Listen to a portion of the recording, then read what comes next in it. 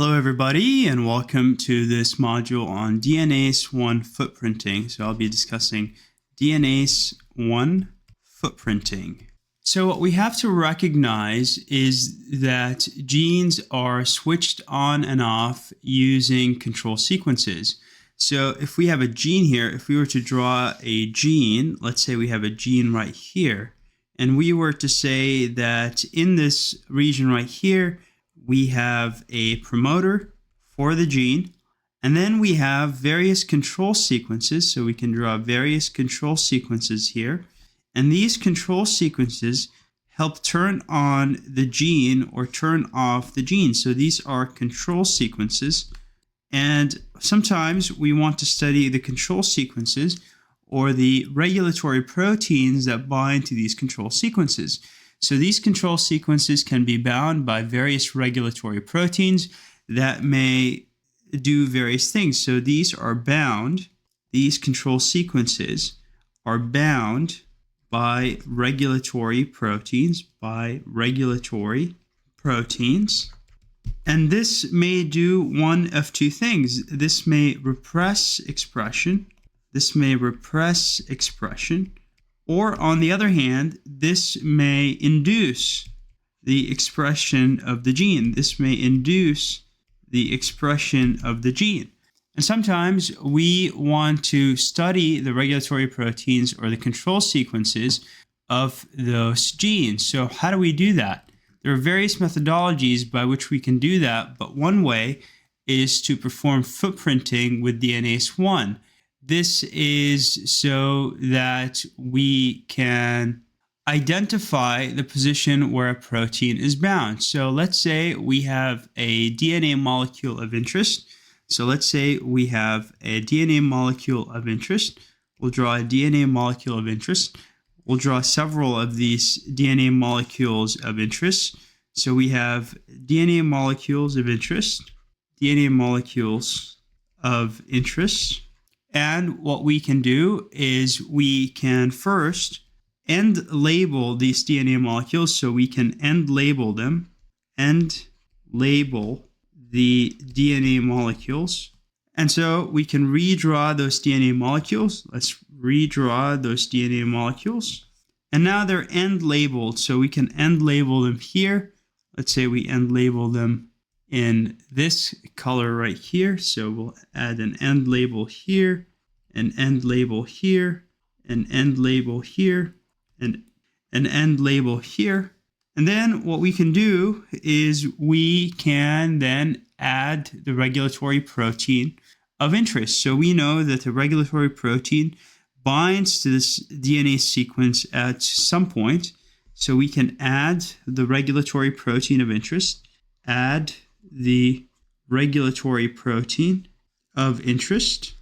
this regulatory protein of interest will bind to the DNA molecule at one point.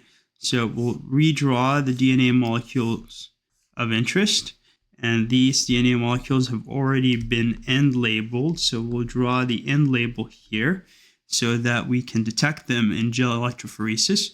And then what we can do is we can add the regulatory protein of interest. So let's say we have a regulatory protein of interest. Let's make it a little bit bigger here, just like this. So these are the regulatory proteins of interest, and we've added them. And then they're going to bind to the DNA molecule. And so let's say they bind to the DNA molecule just like this. They bind to the DNA molecule just like this. They bind to the DNA molecule just like this. And now the question becomes, well, how do we find the position at which this DNA molecule is bound? Well, what we can do next is we can cleave the DNA molecules at any phosphodiester bond that is not protected by the protein. So the fundamental thing that has to be recognized here is that we're going to use DNase I to cleave those DNA molecules, but the region that is bound by the regulatory protein is protected by virtue of the fact that it's bound by the regulatory protein from the DNase I digestion. So we're going to perform limited DNase I digestion. So we're going to perform limited DNase I digestion. And this limited DNase I digestion will cleave the DNA molecules at any phosphodiester bond that is not protected by the protein. And so we can redraw the DNA molecules here. So we can redraw the DNA molecules here. They are end labeled. So let's draw the end labels here. They're all end labeled. And they're bound by the regulatory protein, just like that. They're bound by the regulatory protein, just like that.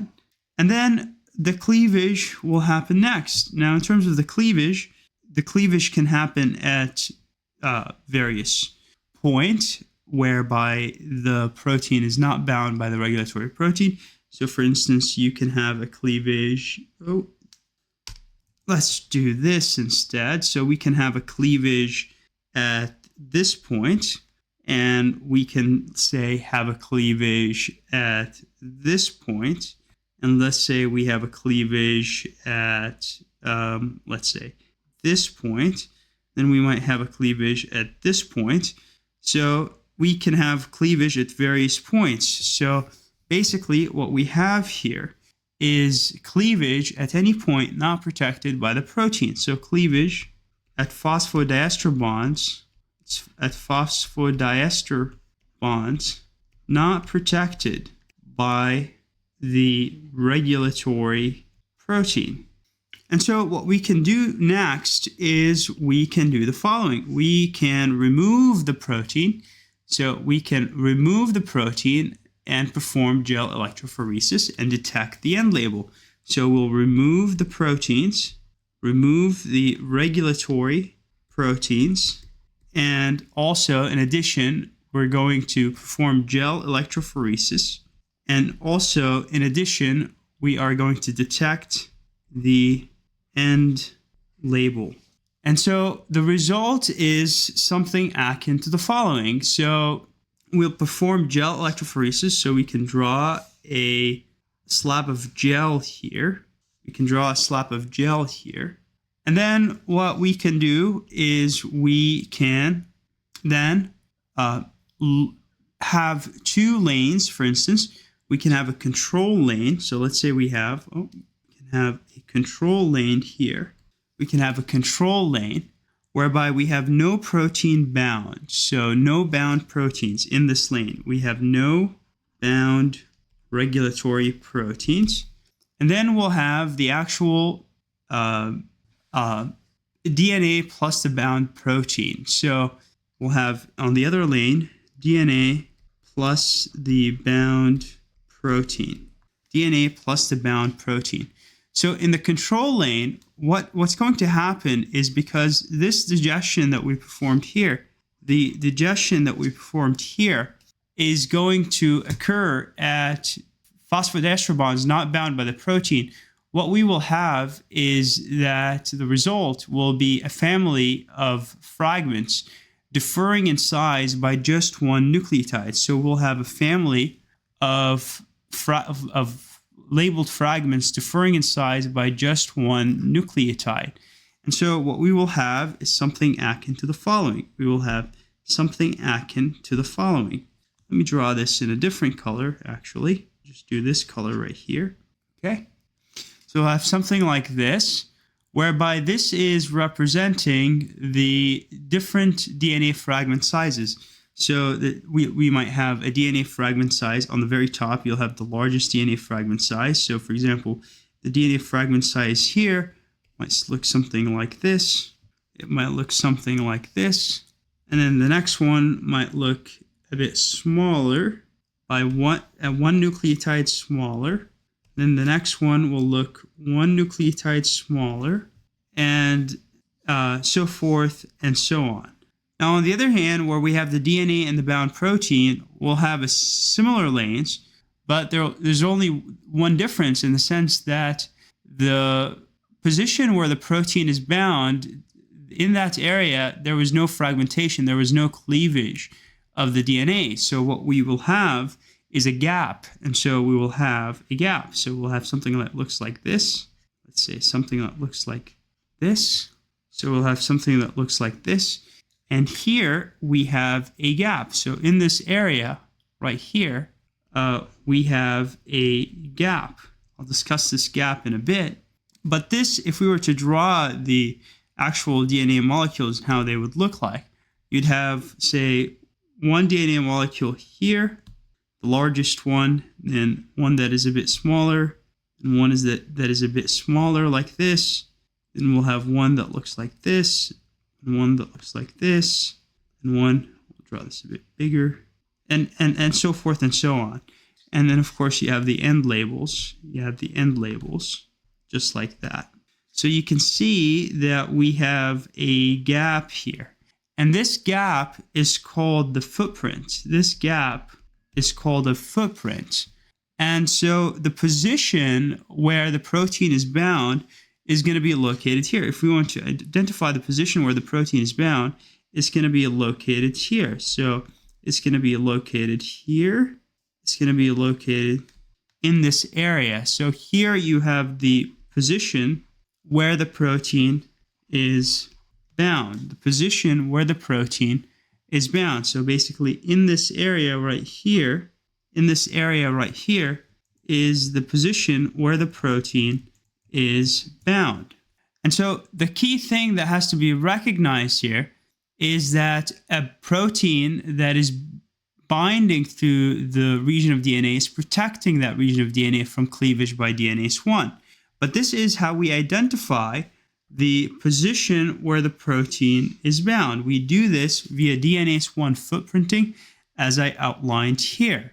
So in this region, if we were to redraw the protein, if we were to redraw the DNA in a, let's say this is the end label here, and let's say that we have the bound protein here, and I don't want to fill it up here, but what we have to recognize is that this region right here, this whole region is protected. This is a protected region. And what you have to recognize is that we have the control sequence somewhere internal to this region. So we might have the control sequence, say, here, okay? Or let's say, we'll draw it in a different color. Let's say the control sequence is right here in this region. So this right here is the control sequence, Now we have to recognize is that the control sequence might be smaller than the protected region because the bound protein is going to bind to the control sequence, but it's going to extend outside the bounds of the control sequence. And so because of this, we can say that DNase I allows us to recognize this protected region. And not necessarily the control sequence itself. So we are not deducing the control region or the control sequence itself, only the region within which it is located. And this concludes this module on DNase I footprinting.